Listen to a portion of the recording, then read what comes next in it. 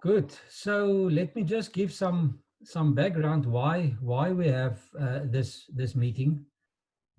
Um, I we spoke in the office between myself and Frick and Ariana the last few days about the challenges that guys sit with in their businesses and also in their personal life, but mostly in their businesses. And we know about the uncertainty.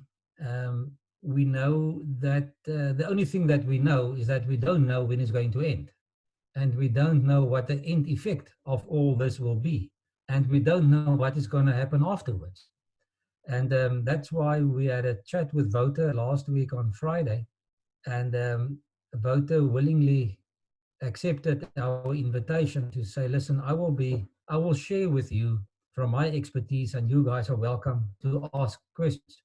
Today's meeting is let's call it a guinea pig, because I think Wouter is going to take this and if it works, do it in other countries as well and across the globe. So yeah, we are also part of history today.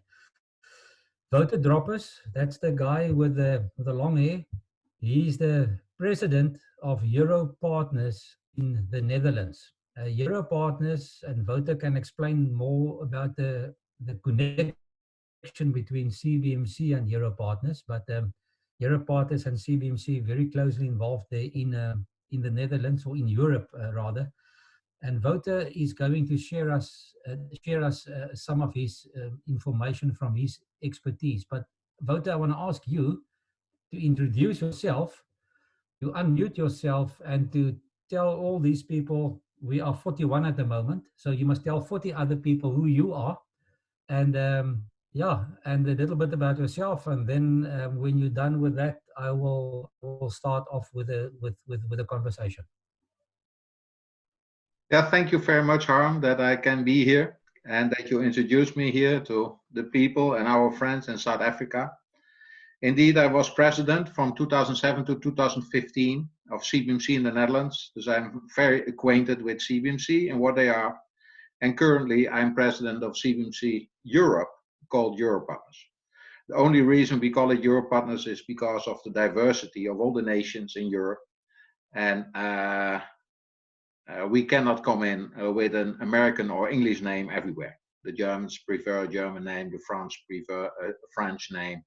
In Russia, they prefer a Russian name. So it's more about indigenous names and the indigenous people we would like to serve. That's why we call Europartners instead of CBMC Europe. Just to give some business background. So what is my credibility to sit here? Because Harm, you said we know where we are, but we don't know where we go to. Now, I don't either. I don't know where we go to either. I can only share some experience where I was when I was in trouble, or when we faced a huge crisis, or whatever, and share something from the wisdom God put on my heart. My business credibility is I started in business when I was 18 years old, reselling spare parts for automobiles, car parts. I grew within that company to the management team. And when I was 28, I was part of the management team doing purchasing and marketing. And in that time, we had 120 stores all over the Netherlands with, I think, 100 million euros purchasing power. After that, I went to Volkswagen Audi. I became president of several dealerships, leasing companies, finance companies, maintenance, body parts, etc. I did that for another 6 years. And then I moved to the biggest reseller of cars in the Netherlands and became responsible for the Volvo and Land Rover brand within the Netherlands. And I also did that for another 6 years before I became president of CBMC in the Netherlands. So I'm more or less 35 years on track with business people and entrepreneurs, talking about their life, talking about faith and business, and doing business myself. And the reflection of my experience I wrote down in a book. It will be published soon in English. It's already available in the Netherlands. And it's called Upside Down Success. And what I describe there, that when you do business from a Christian perspective, success looks differently from when you look to it from a human perspective. I think we have more to do than only making money and having a flourishing business. But I leave it there and would like to open the floor for you, Harm, to ask questions and do the interview.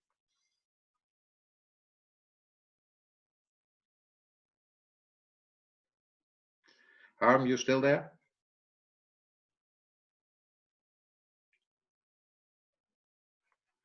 I see you move, but I don't hear you. Okay, Oh, there there I am you now. are. Yeah, thanks, Wouter. What I didn't say in the beginning is that I think we first met back in 2010 in Singapore at the World Conference of CBMC International. And since then, we've been on a few conferences together. I can remember the one in Prague. I can remember the one in Orlando and a few other ones. Yeah, it is great, and it's thanks also for your commitment and your dedication to CBMC Africa and also in South Africa. Wouter, I want to start off this conversation by something that um, I think most people worry, and I think that maybe in a Christian term is a wrong word. We're not supposed to worry. We're not supposed to have fear. But let me just ask you by starting off by sketching or giving some background on the history. And we all know that through the history, over the past 120 odd years, the world been through a few crises. We in South Africa will remember, well, our grandparents will remember 1899, 1900, the Anglo-Boer War, but it ended and they came through it and they carried on with some scars, but they are still there. Then came the First World War, 1914 to 1918, World War One, and everybody was affected. If you speak to somebody today that is old enough to remember, that heard the stories from their parents, they will tell you what a devastating time that was, and how many people lost their lives, and how the economy went for a dive. Then the 1930s, the Great Depression, same story. And people thought, no, we're never going to get through this, but eventually they did. And maybe you can say something also on the 30s about CBMC that started in that time, actually in a time like this. And then we came to 1939, 1945, the Second World War, same story. Then the Jews and the Germans, and we know about the Holocaust and all that stuff. But everything came to an end. It all ended, um, although people in that circumstances thought it will never end. They didn't see the light. My question to you is, Wouter, what is similar between all those situations and our current situation, and what is different? Okay. Let me first make a remark about fear and worries. When we say a Christian should not fear, I disagree, because if someone feared the fate he had facing, it was Jesus himself, who was in the Garden of Gethsemane and had that much fear that even his sweat turned into blood, and that God sent an angel to comfort him, because otherwise he couldn't bear the burden he had to face. So I think fear is a healthy response to something that is big and that is worrying you or coming. The only disadvantage of fear, or why fear is dangerous, is when it starts to occupy you and you lose your common sense and you lose direction. So when fear becomes a cloud that occupies you and it takes away the sight to the future and to what can be true, then it starts to control your emotions. Then you become irrational. Then you start to believe everything and you lose your foot on the ground and you lose clear sight. So I think fear is okay. Fear warns you for dangers. Fear makes you sharp to see where the dangers are and how to respond well. So some kind of fear, no worries, but keep a clear mind. And to having this combination of fear and a clear mind, I think the faith has a strong perspective. Because God tells us even when you fear, I am with you. And I control everything. And I also am in control of this crisis. And knowing that and seeing what is going on, maybe you're still not become happy, but at least you can get inner peace. And you have a way to go. And out of this inner peace, you can respond in a good way and look over the crisis. Because what Harm was saying, what it's a comparison between this crisis and all the former crises is that they will come to an end, that there will start a new era, that there will be a new life afterwards, that this crisis cannot be that big, that it has the last word to say in this world. So for us as Christians and also for us as entrepreneurs, I think it's important to face a crisis, to take it in the eyes, to see what it has to tell us, to see how it will infect us and affect us, and then to see what is left and what can we do with that what is left to rebuild it in a new way that will create a better future than we had before. So when you talk about, for example, World War II, the whole Netherlands, the last winter of World War II, the Germans took everything away, all the food, all the resources, all the horses, all the cattle, everything. And that somewhere or somehow strengthened that generation, that when the war was over, they said, never we will see this war again. We will act in a different way, we will start a new life, and we will rebuild the nation. And by clinging together and having this common perspective, we will rebuild the nation and we will live in peace for a certain period, and we will start to cooperate with other nations and to build peace. That was a very strong response, what was not there before. And in that way, the start of the flourishing and the prosperity in the Netherlands started. So although it took away lives of many, many people, and we can't return that, and we cannot say, oh, there was nothing, or to diminish the harm and the hurt that that generation faced. But out of that, they came stronger than they were before. When I speak, and we have the testimonies of Jews in the Holocaust who survived the Holocaust, then many are hurt. But Franco Frank, he's a very famous Holocaust survivor. He said, what not will kill me will make me stronger. And if I have a purpose to live for, I can cope with almost all the circumstances. And I think also this crisis, it's not about the crisis we face, it's about the future we build. And we should now see how the crisis affects us, what we will lose, to look it in the eyes, be open about it, and then see what we have left. And with what we have left, can we build something new for what we have left? And the Bible gives a very beautiful story about Elisha and the widow. And there was a widow, and her husband passed away, and she was indebted. And the tax collectors and the money collectors came to her and say, when you don't repay us, we will take your sons and your family away. And then she went to Elisha and said, what should I do? And Elisha was asking, what do you have left? He said, I don't have anything left. They took it all away. I have nothing. I only have a small bottle of oil, and that's all I have.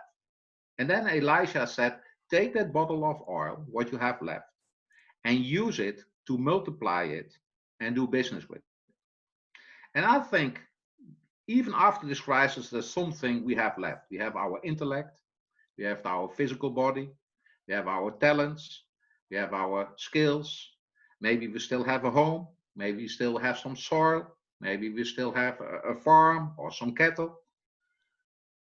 What is left? I don't know after this crisis. But what is left, bring it back to God, ask Him to multiply it, and start to rebuild the nation and your company in a new way, that life can be even better than it was before.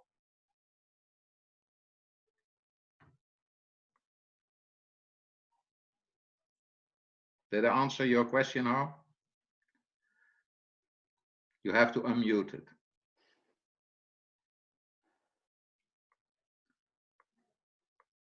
on the left arm, in the left corner of your screen, you have muted your microphone.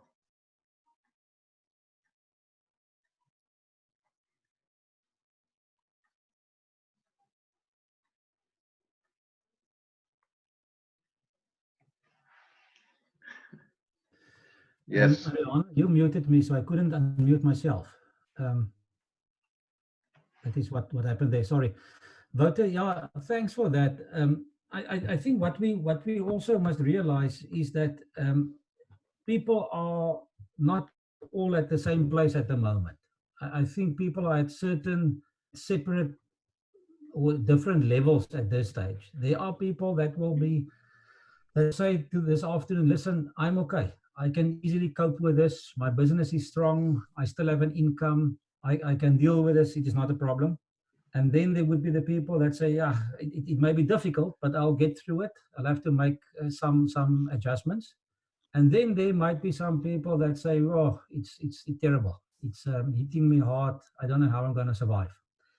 And on all three of these, Wouter, I think each of them are affected in a different way, but also I think the mental challenges are it's going to be quite difficult, especially for the guys in the second and the third group that is going through a time of turmoil now, and their world is a bit shaken, and they're not sure where tomorrow's bread is going to come from, and how I'm going to do business after this.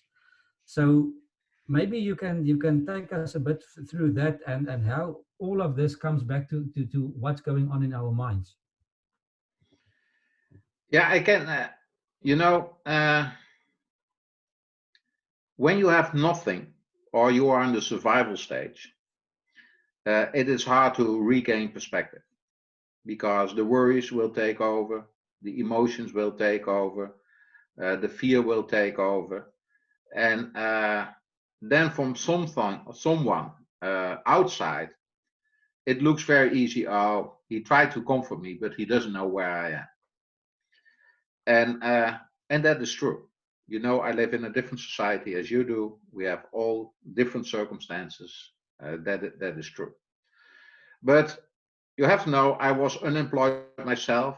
I had crises in my company ourselves. We have difficult times in companies as well. So there is a little I know. And the only thing what you can hold on to in these times, that there is a God, and that this God is still in control, although you don't see it. And you can pray to this God. You can fight with this God. You can argue with this God. He knows where we are. He had the same feeling. He had the same challenges. He had the same struggles as we had. It is in Hebrews saying that Jesus is a high priest who suffered the same challenges as we did. He knows about fear. He knows about physical suffering. He knows about having nothing. He knows about where you are as an entrepreneur, because probably he himself was as a carpenter. We have a place where we can go to, and that makes a huge difference. When I speak with non-Christians and Christians in this crisis who face the same circumstances, the non-Christians are overwhelmed with worries, anxieties, what should be the future, how can I hold on, and they focus on the circumstances. They focus on what they still have. And at the same time, when I speak with Christians, they say, although I have nothing, I know there will be a new future tomorrow. That is the promise of the gospel. Jesus raised up from the dead. He conquered all the misery. He conquered the evil. He conquered unrighteousness. And he made a new beginning. And he will make a new beginning in me.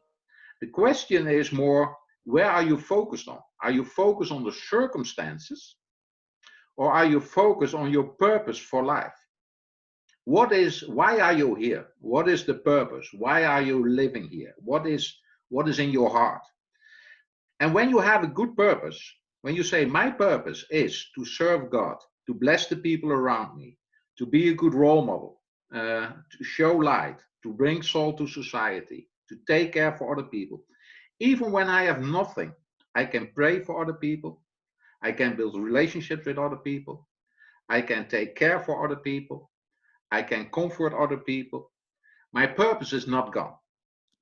But when I focus on the circumstances, I will be overwhelmed by the circumstances.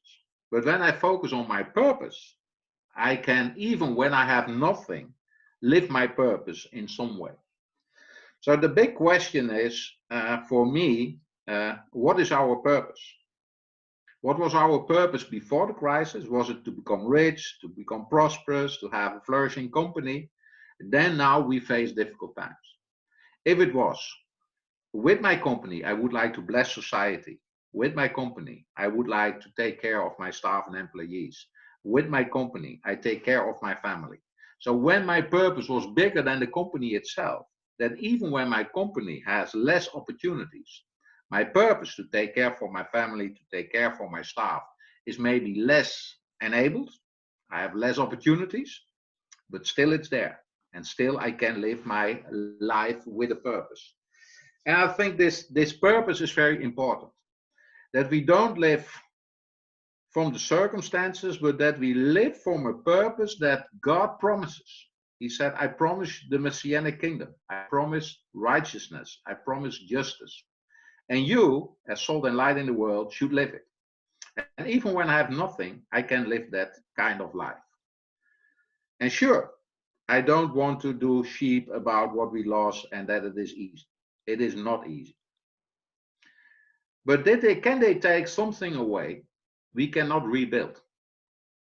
Is there something in our life we cannot build up again?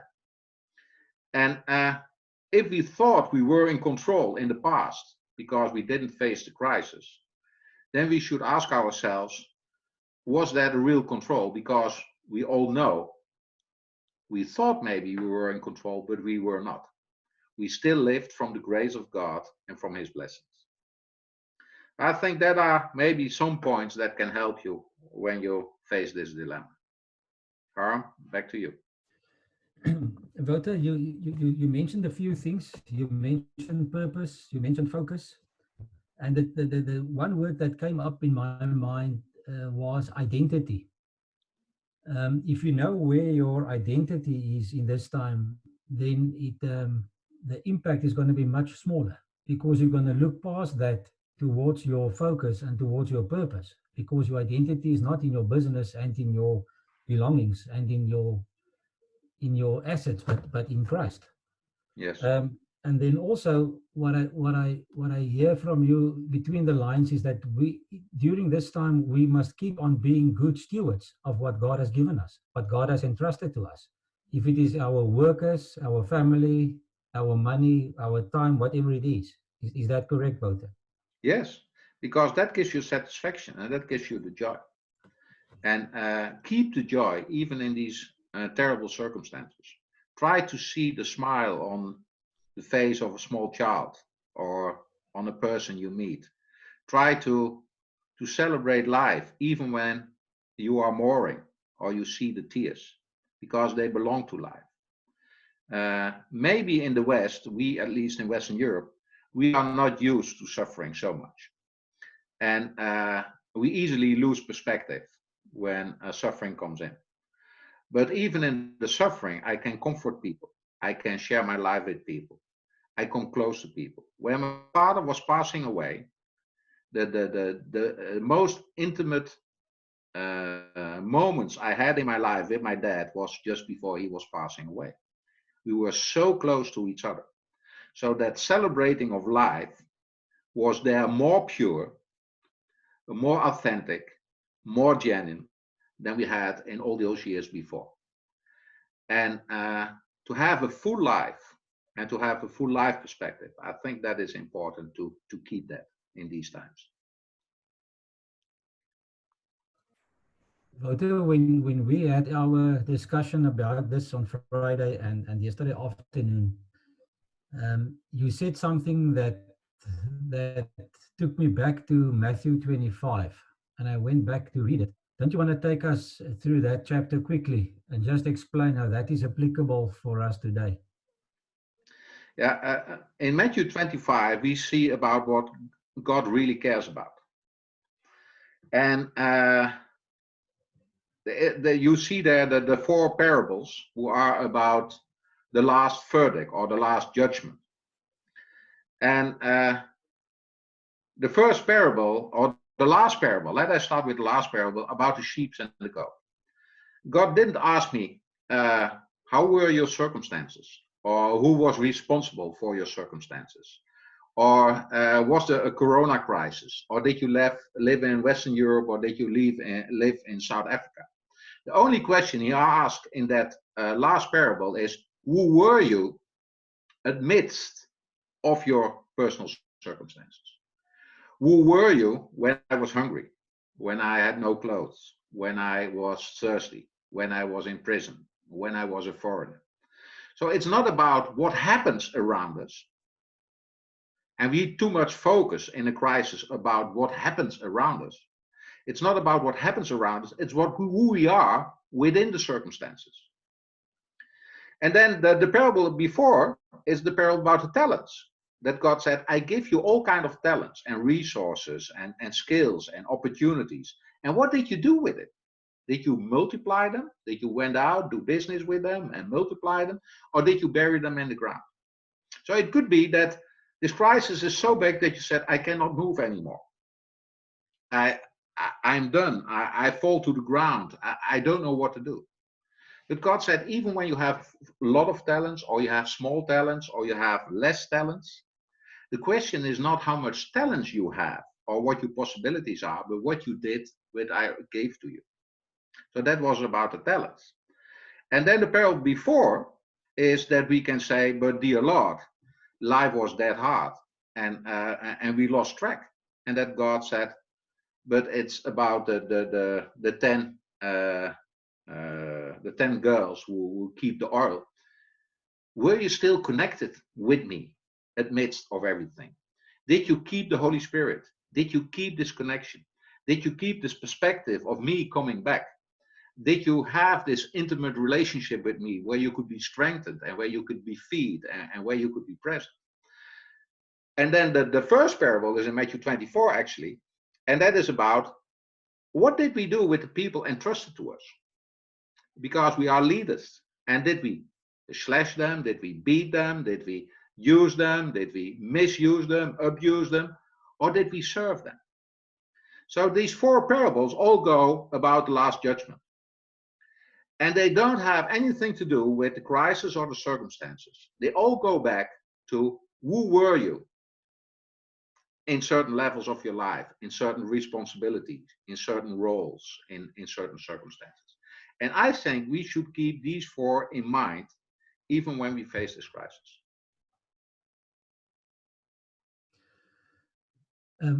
Wouter, I've got a few questions that came through.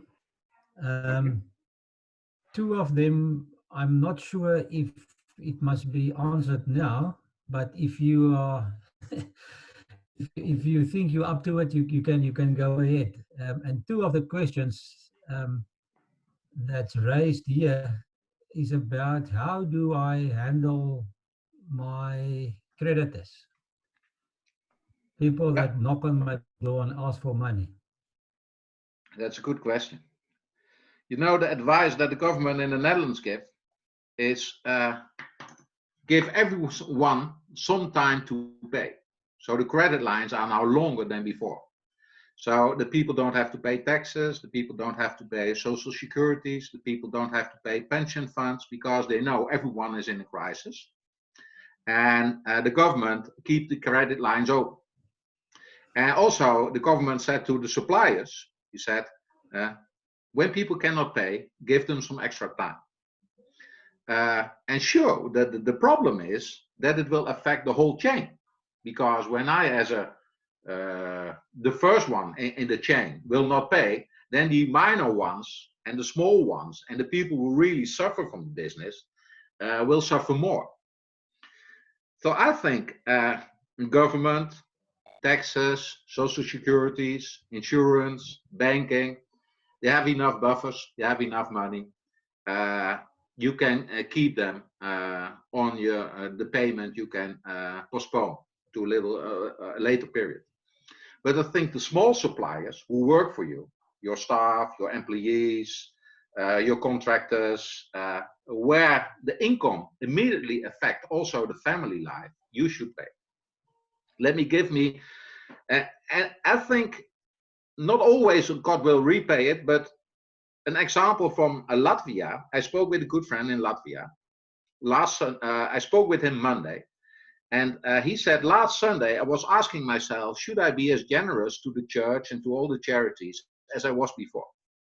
And he was wrestling with that because also he had to lay off some people and his company was in crisis. But at Sunday he decided just to be as generous as he was before. So he paid his tithe to the church. He transferred some money to some charities. And then God gave him a wink on Monday. Because what happened on Monday he received a phone call from one of his suppliers and said, we still have a credit invoice here. We never paid it you because, yeah, it didn't happen. But we will pay it today. Then the next phone call he received was from the municipality and the government. And they say, because your company is in crisis, you ask for some support of the government, and the government agreed to support you and to pay a percentage of your wages if you keep them in your company. And the third part, that was, let me rethink, that was someone else. And there was another situation. Within 3 hours, he received 3 phone calls, and he got in cash 50,000 euros paid from various persons. And then he understood from what happened there that God was in favor for him to maintain generous even when he was in crisis. So I think we should be careful for what we do because we have a responsibility to our own family and to our own company as well. But at least pay the weak and the poor. And the government and the big companies who can and understand also the crisis, postpone your payment to a period that it can be done. But make them aware you do. That is always important, to keep the communication open and that people know why you do it and what you do. I hope I answered this question. 2 good questions here that may take some time to answer, but let's see how quickly we can do this. If you think it's for today or maybe for a later program, you must decide. The one question is, how does one maintain focus when there's so much suffering and death around you? We see images of other countries where people are buried in mass graves, and such images literally paralyze one and make it extremely hard for any business person to keep focus and keep and to keep going on. It's a difficult one. You spoke about focus, you spoke about purpose. Maybe just a quick sentence on that one. Yeah, that is hard. That is the big question. You talk now about emotions. You talk about your inner life. It's easy to say, oh, this or this, and you will maintain it. That's not the case. I can only go to the Bible where St. Paul is saying in Philippians, he said, when you are worried, pray to God. And then he makes a strong remark. He said not bring your worries to God, but then he said in Philippians 4, I think it's verse 6 and 7, bring your desires and your longings to God. And when you do that, the God of grace will come to you and send you his inner peace. Now, why not bring our worries to God, but our longings and desires? What is the difference between bringing worries and bringing longings and desires? So when your purpose is right, your longing is with your company to serve the people. Your worry is that you will lose your company. So you could pray, Heavenly Father, I'm losing my company. I see all the circumstances. I don't know what to do. Please help me. But that's not what Paul is saying. That is bringing your worries to God. Paul is saying bringing your longings to God. You said, dear Lord, I served all these people with my company. Help me still to serve them and to keep my purpose right, because I think that's what I should do. And then said Paul, when you bring your longings to God and desires, you look to the future. Immediately when you say, Heavenly Father, how can I serve these people when I'm losing my company? Because that was my life purpose. You immediately start to think about new opportunities and creative ways.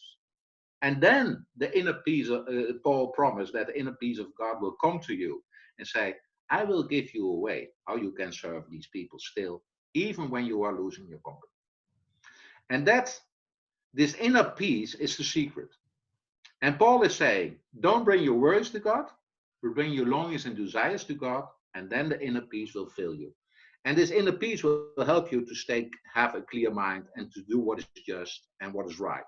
And that is the following verses 8 and 9, I think, that he said, and when you start practicing it, do what is just, do what is right, do what is honorable, do what is pure, etc.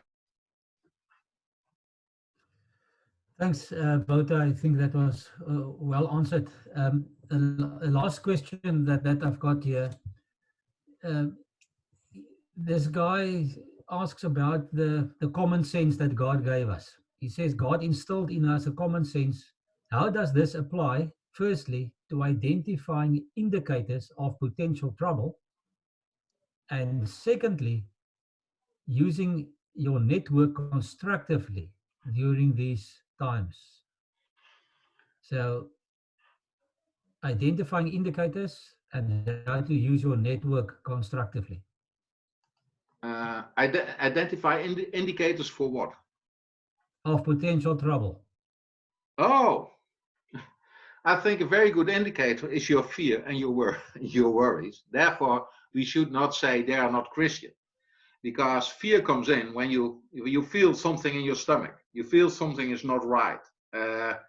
Maybe you dream about something. For me, indicators of trouble are that I feel stressed, that I feel in my neck, my muscles will strain, that I feel worries, that I start to dream, that I wake up at 4 o'clock in the morning, I cannot catch sleep again, and I keep on thinking about what is going on. Yeah, that are the indicators for fear. And the challenge will be that when I wake up at 4 o'clock in the morning, I go down, I drink some milk, I start to pray to God, and I said, God, these are my fears. Like Jesus prayed to God about his fears before he went to the cross. He said, God, these are my fears. And can you take them away? But I will do what you want me to do if it is necessary. And I think that is exactly what our prayer should be. Sure, we fear future. Sure, we fear circumstances. Sure, we fear the pain and the struggles we will face. But when we can pray to God, as Jesus said, dear Lord, if possible, take them away. But if I need to go there to fulfill your plan, strengthen me and help me. And I think that is, the fear and the worries are not the problem. The problem is what we do with it. And we can pray this way, that we can still, even when we lose everything, that we trust and we know we are doing what God wants us to do. That is a very strong driver and gives energy and help us to overcome what we face the most.